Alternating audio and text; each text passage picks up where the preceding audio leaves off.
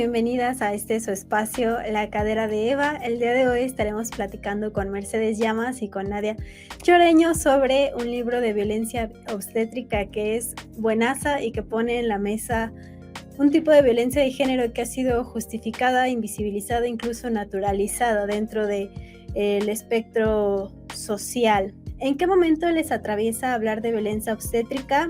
Hablando desde su sentido como mujeres y como madres.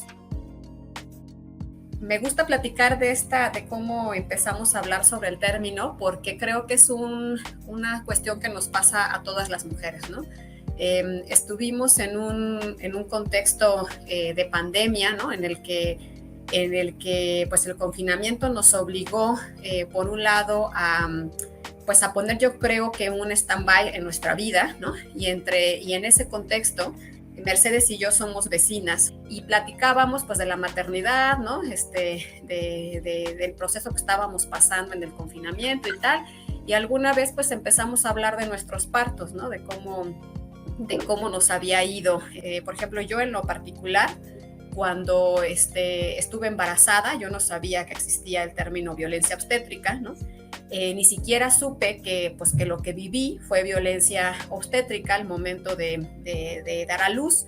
Y yo me recriminaba mucho, ¿no? Que cómo era posible que siendo abogada, ¿no? Que es un tema también que nos pasa mucho a las mujeres, que terminamos culpándonos en lugar de fincar responsabilidad a quien le corresponde, pues hubiera yo pasado por estas situaciones al momento del parto, ¿no? Y entonces, creemos que es un término que obviamente pocas personas conocen, ¿no? Y que obviamente pues provoca muchas veces que las mujeres sigamos siendo abusadas cada vez más, porque no conocemos cuáles son nuestros derechos, ¿no? No sabemos que eso está mal y que no debe pasar y que no es normal. Y por tanto, pues esa fue la principal razón por la que empezamos a hablar sobre esto y por la que decidimos pues hacer algo, ¿no? No es un libro lleno de tecnicismos, no es un libro complicado, sino es un libro de una mujer común y corriente a otra mujer común y corriente.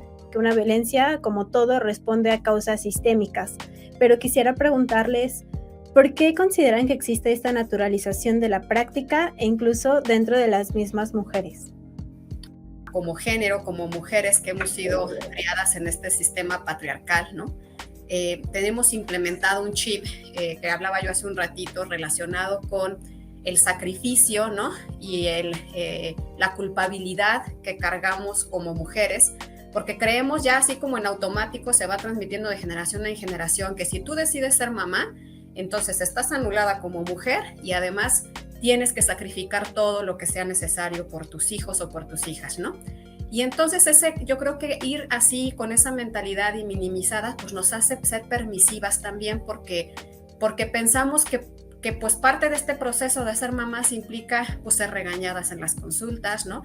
Que parte de este sacrificio pues es que si vivimos alguna experiencia negativa al momento del parto, pues preferimos, a lo mejor no decimos nada porque decimos, bueno, pues gracias a Dios ya nació mi hijo, ¿no? O yo estamos bien los dos. Entonces creo que hay una cuestión cultural. Creo que como lo comentábamos en el libro, esta violencia ha sido institucionalizada, o sea, es algo que se enseña, ¿no? Forma parte de los protocolos médicos de atención en los hospitales. Entonces, cuando tú, por ejemplo, acudes a un hospital, que eso me sucedió a mí, y te dicen, tú tienes que entrar por protocolo al hospital en camilla, con suero, y tienes que recibir anestesia a tales centímetros de dilatación, pues entonces tú lo ves normal, ¿no? Tú piensas que pues si el protocolo de un hospital así lo indica, pues quiere decir que es necesario para que yo pueda tener a mi hijo, ¿no? Y sin embargo, pues no es así, ¿no? A mí en lo particular el feminismo es el que me ha abierto los ojos en muchas cosas, ¿no? Y entonces eso me ha ayudado pues a cuestionarme incluso sobre mi práctica profesional. Eso es lo que yo creo que buscamos con el libro respecto del sector salud.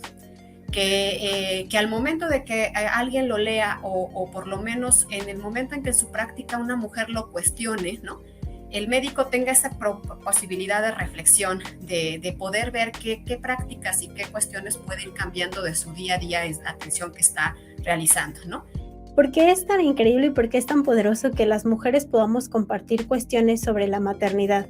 Hablando de escuchar a nuestras madres, de escuchar a nuestras tías, de escuchar a nuestras compañeras.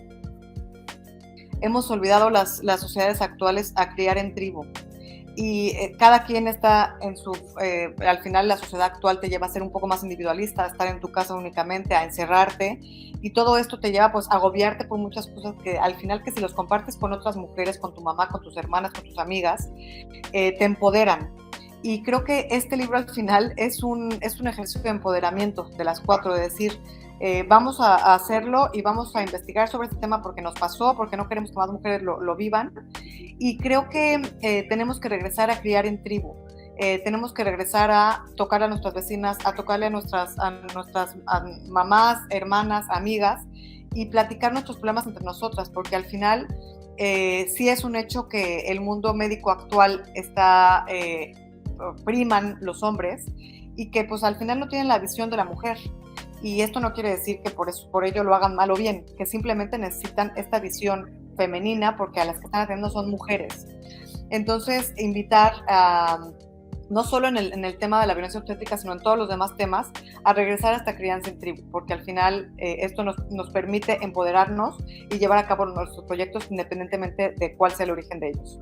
Yo estoy convencida, ¿no?, de que la maternidad debe ser una cuestión pública, es decir, no podemos tener la maternidad en el ámbito privado como lo hemos tenido hasta este momento, porque entonces eso nos orilla a las mujeres a aislarnos, ¿no?, a sufrir en secreto y sin apoyo, y a excluir a los hombres de una actividad en la cual ellos forman una parte fundamental, que es la crianza, ¿no?